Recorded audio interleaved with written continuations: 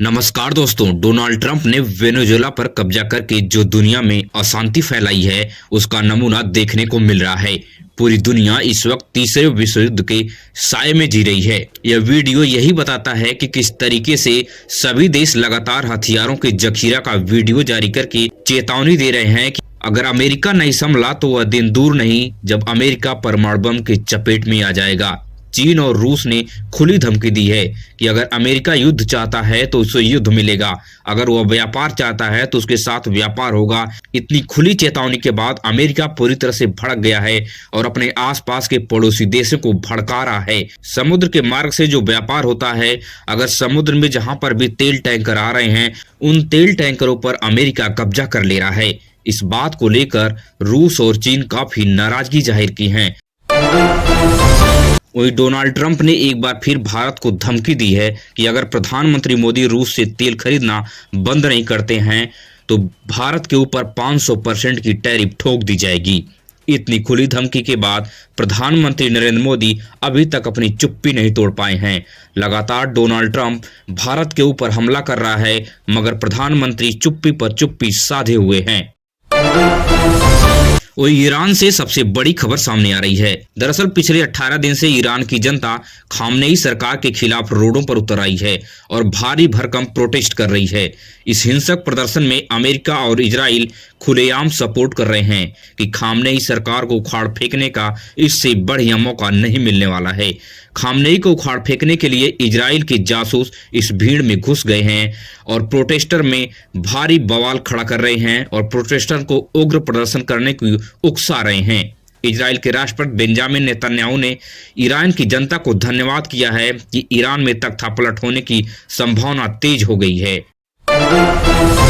वहीं पर उत्तराखंड में अंकिता भंडारी को न्याय दिलाने की लड़ाई तूल पकड़ती जा रही है। भारतीय जनता पार्टी के कार्यशैली को देखते हुए उत्तराखंड की जनता अपनी बेटियों के आबरू को बचाने के लिए सड़कों पर उतर आई है। तथाकथित भारतीय जनता पार्टी के कुछ नेताओं को वीआईपी सर्विस न मिलने पर अंकिता भंडारी के साथ जो निर्मम मर्डर किया गया था, अब जनता पूरी तरह से आक्रोश में है और पुष्कर धामी की सरकार को उखाड़ फेंकने की कसम खा चुकी है। मगर मुख्यमंत्री पुष्कर सिंह धामी अभी तक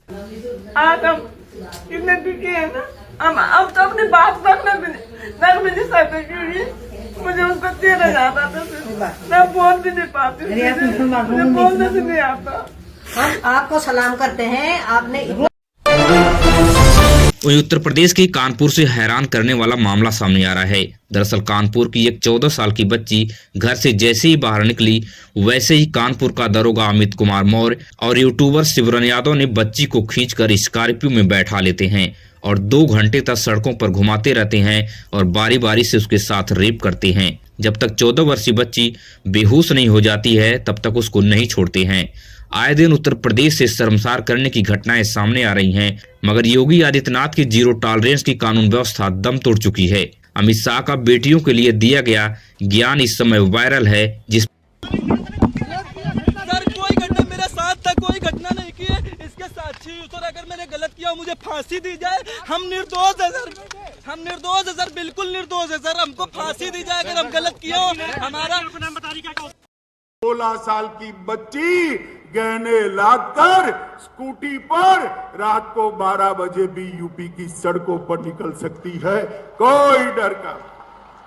16 साल की बच्ची गहने लाकर स्कूटी पर रात को 12 बजे भी यूपी की सड़कों पर निकल सकती है, कोई डर का। उत्तर प्रदेश के गाजियाबाद से शर्मनाक घटना वायरल है। वीडियो में दिख रहा शख्स जावेद अंसारी है। इसने गाजियाबाद में A1 चिकन पॉइंट पर थूक लगाकर रोटी बना रहा था। आप देख रहे हैं कि वीडियो में किस तरह से रोटी बनाने के बाद उस पर थूक रहा है। जब वीडियो वायरल हुई तब गाजियाबाद की पुलिस ने हरकत में आई और इस जल्लाद को गिरफ्तार की है। अब देखते हैं कि इसके ऊपर कौन सी धाराएं लगाकर इसको सजा दी जाती है। वही पश्चिम बंगाल की राजनीति में भूचाल सा आ गया है। बीते दिनों ममता बनर्जी के IT सेल के कार्यालय पर ईडी ने छापा मार दिया। ममता बनर्जी ने बिना समय गंवाए ईडी की ऑफिस के बाहर जाकर धरना देने पहुंच गई। ममता बनर्जी ने कहा कि ईडी इस बार सांप के मुंह में हाथ डाल दिया है, उसे हमेशा के लिए पछताना पड़ेगा। साथ ही गृह मंत्री अमित शाह के ऊपर भी बड़ा हमला बोला कि यह जो कुछ भी हो रहा है यह अमित शाह के देखरेख में हो रहा है। गृह मंत्री आवास के बाहर भी टीएमसी के सांसदों ने आज धरना दिया और सुरक्षा बलों ने सभी सांसदों को टांग कर और घसीटकर वहां से हटा दिया। वहीं पर प्रधानमंत्री मोदी एक बार फिर प्रतिबंधित चीनी कंपनियों को सरकारी कॉन्ट्रैक्ट देने का कदम आगे बढ़ा लिया है। दरअसल 5 साल पहले गलवान घाटी में सीमा तनाव के बीच 20 भारतीय जवानों को बेरहमी से चीनी सैनिकों ने मार दिया था। उसके बाद देश में भारी विरोध के बाद प्रधानमंत्री मोदी चीन के कई कंपनियों पर प्रतिबंध लगा दिया था। लेकिन अब धीरे धीरे जब बॉर्डर पर तनाव कम हुआ है तब प्रधानमंत्री मोदी चीनी कंपनियों को अपने देश में एंट्री दे रहे हैं, कॉन्ट्रैक्ट दे रहे हैं सरकारी काम करने के लिए। आपको क्या लगता है, प्रधानमंत्री मोदी का यह फैसला सही है देश के लिए या फिर गलत है? कमेंट में टाइप करके जरूर बताएं। वहीं पर बांग्लादेश में दीपू चंद दास को जिंदा जलाकर मार देने वाली भीड़ का नेतृत्व करने वाला मास्टरमाइंड इस समय बांग्लादेश की सरकार के गिरफ्त में आ गया है। लेकिन अब देखने वाली बात है कि इस हत्यारे के ऊपर कितनी कड़ी सजा मिलती है। मगर इतने अत्याचार के बाद भी भारत बांग्लादेश का व्यापार कम नहीं हुआ है। बांग्लादेश ने 1,80,000 टन डीजल और चावल खरीदने का ऐलान कर दिया है। वहीं उत्तर प्रदेश के मेरठ से दर्दनाक खबर सामने आ रही है। दरअसल मां अपनी बेटी की आबरू बचाने के लिए जैसे ही आगे बढ़ती है वैसे ही पारस राजपूत गणासे से मां के ऊपर हमला कर देता है और लड़की की मां को बेरहमी से मार देता है। इस समय लड़की की मां अस्पताल में जिंदगी और मौत से जूझ रही है और साथ ही यह अपराधी यहीं पर नहीं रुकता है। पारस राजपूत उस लड़की को घसीटकर अपने साथ लेके चला जाता है। मगर अभी तक मेरठ की पुलिस इस दरिंदे को गिरफ्तार नहीं कर पाई है।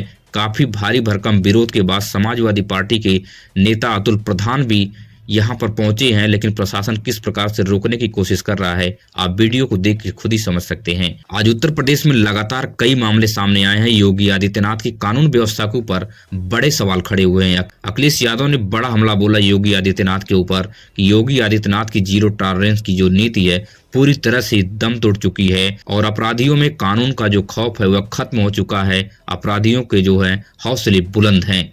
ये खड़े हुए हैं, एडीएम साहब खड़े हुए हैं। ये रहे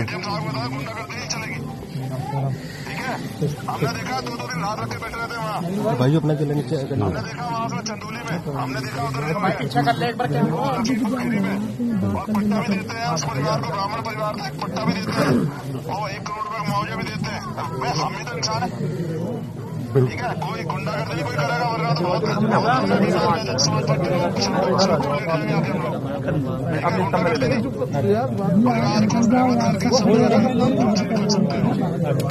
परिवार की जो भी परिवार की सहमति होगी तभी परिवार के साथ सब लोग खड़े हुए हैं यहाँ पर, ठीक है ना?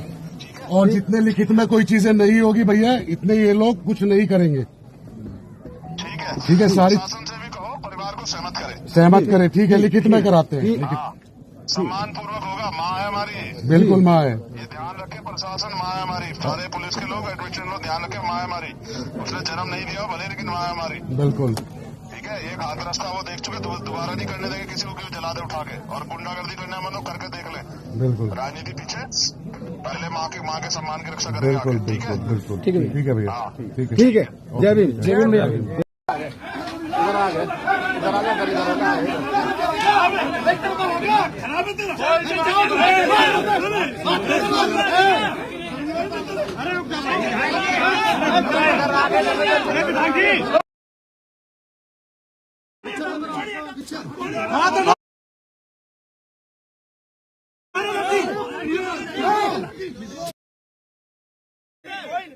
ये देख सकते हैं, ये आप कौन सी उसमें है आप बताइए। ये देखिए इनको। अगर आप देश और दुनिया से बड़ी खबरें देखने में दिलचस्पी रखते हैं तो हमारे इस चैनल को फ्री में सब्सक्राइब कीजिए। मिलेंगे इसी तरह के नई वीडियो में। धन्यवाद।